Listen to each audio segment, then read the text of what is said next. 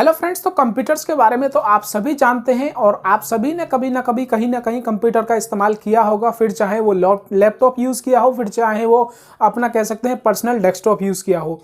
तो फ्रेंड्स, यहाँ पर आप सभी को जैसा लगता है कि जो हमारे लैपटॉप या जो हमारे पर्सनल कंप्यूटर्स होते हैं, जो हमारे पीसी होते हैं, वही कंप्यूटर्स होते हैं। तो ऐसा मानना आपका बिल्कुल गलत है, क्योंकि कंप्यूटर एक मशीन होती है। कंप्यूटर एक ऐसी मशीन होती है जो कि आपकी डेटा को या फिर इंफॉर्मेशन को अपने अंदर इनपुट करती है। इनपुट करने के बाद उसको प्रोसेसिंग में लेती है, और प्रोसेसिंग में लेने का मतलब है कि आपने जिस भी अपनी नीड के अकॉर्डिंग उस डेटा को इनपुट के रूप में वहां पर रखा है, उस नीड के अकॉर्डिंग वो एक आउटपुट क्रिएट करती है और वहां से निकल के आती है आपकी कह सकते हैं एक फिनिश्ड इंफॉर्मेशन या फिर आउटपुट। तो फ्रेंड्स, ये होते हैं कंप्यूटर्स जो हमारे लिए काम करते हैं दिन रात। और आप सभी को जैसा पता है कि कंप्यूटर्स आज के इस टाइम में कितना एक कह सकते हैं जरूरी डिवाइस बन चुका है हम सभी के लिए। तो फ्रेंड्स, आप सभी ने नॉर्मल कंप्यूटर्स का तो इस्तेमाल किया ही होगा, लेकिन फ्रेंड्स इसके अलावा भी एक कैटेगरी होती है कंप्यूटर्स की, और वो होती है सुपर कंप्यूटर्स। आप सभी ने कभी ना कभी न्यूज़पेपर में, मैगजीन में, या फिर अगर आप कह सकते हैं ऑनलाइन ज़्यादा अपना समय व्यतीत करते हैं तो वहाँ पर सुपर कंप्यूटर्स का जिक्र कभी ना कभी आपने देखा होगा। लेकिन फ्रेंड्स, क्या आपको पता है कि आखिर ये सुपर कंप्यूटर्स होते क्या हैं और इनको कहाँ पर यूज़ किया जाता है? अगर आपको नहीं पता है तो आज की इस वीडियो में आपको यही बताने वाला हूँ कि आखिर ये सुपर कंप्यूटर्स होते क्या हैं और इनको कहाँ पर यूज़ किया जाता है। तो फ्रेंड्स, चलिए स्टार्ट करते हैं और जानते हैं। तो फ्रेंड्स, अब बात करते हैं कि आखिर ये सुपर कंप्यूटर्स होते क्या हैं। तो फ्रेंड्स, यहाँ पर मैं आपको बताना चाहूँगा, सुपर कंप्यूटर्स एक तरीके का कंप्यूटर ही होता है, और एक ऐसा कंप्यूटर होता है जो कि अलग अलग कामों को तेजी से करने की क्षमता उसके पास होती है। और इस क्षमता का कारण होता है उसके काम करने की जो टेक्निक होती है या फिर उसका जो मेथड होता है। अब यहाँ पर इसके जो तेजी से काम करने की क्षमता का जो टेक्निक या मेथड होता है वो होता है पैरेलल प्रोसेसिंग। जी हाँ फ्रेंड्स, पैरेलल प्रोसेसिंग एक टेक्निक है जो कंप्यूटर्स के अंदर काम करती है। यहाँ पर मैं आपको बताना चाहूँगा, जो हम ऑर्डिनरी कंप्यूटर्स यानी कि जो नॉर्मल कंप्यूटर्स होते हैं अपनी डेली लाइफ में उसका इस्तेमाल करते हैं, उसके अंदर सीरियल प्रोसेसिंग काम करती है। वहीं अगर मैं बात करूँ सुपर कंप्यूटर्स की, तो वहाँ पर ये पैरेलल प्रोसेसिंग टेक्निक पर काम करते हैं। अब इन दोनों के बीच का डिफरेंस मैं आपको बताना चाहूँगा।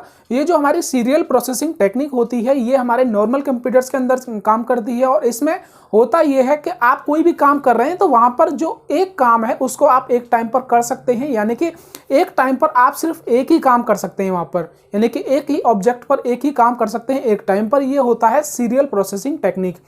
अब यहाँ पर जो हमारे सुपर कंप्यूटर्स होते हैं उनके अंदर होती है पैरेलल प्रोसेसिंग टेक्निक। अब ये जो पैरेलल प्रोसेसिंग टेक्निक है इसके अंदर अलग अलग ऑब्जेक्ट्स या फिर अलग अलग फेजेस में आप काम कर सकते हैं एक ही टाइम पर।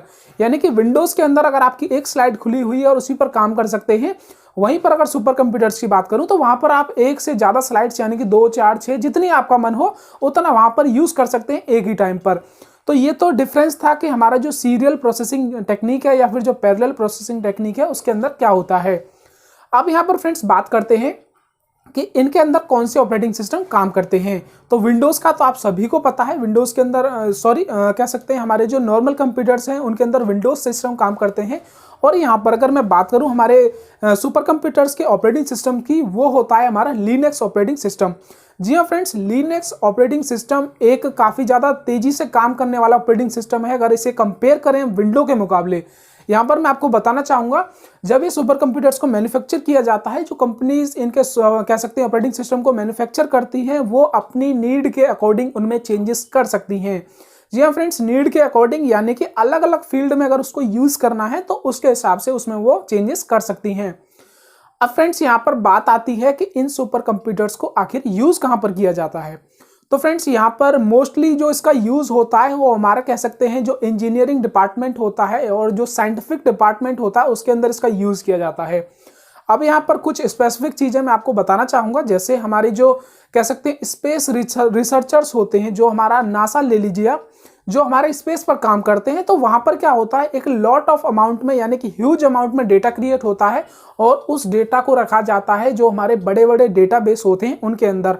उस डेटाबेस के अंदर जितना भी डेटा होता है उसको कहीं ना कहीं काम करने के लिए लिया जाता है, और वो काम करते हैं हमारे सुपर कंप्यूटर्स। अब यहाँ पर दूसरा एग्जांपल मैं आपको देना चाहूँगा, जो हमारे जो क्लाइमेटिक रिसर्च डेवलपमेंट अथॉरिटीज़ होती हैं वो भी सुपर कंप्यूटर्स का इस्तेमाल करती हैं, और इसी के जरिए आप देख पाते हैं न्यूज़ का जो फोरकास्टिंग होती है, वेदर की फोरकास्टिंग सॉरी, वो इसी के जरिए हो जाती है, ताकि जो हमारा जो डेटा होता है उसको आसानी से प्रोसेसिंग की जाती है और उसे कम टाइम में प्रोसेस कर लिया जाता है। और यहाँ पर फ्रेंड्स मैं आपको बताना चाहूँगा, जो हमारे मिलिट्री रिसर्च डेवलपमेंट अथॉरिटीज़ होती हैं वो सभी भी सुपर कंप्यूटर्स का इस्तेमाल करती हैं।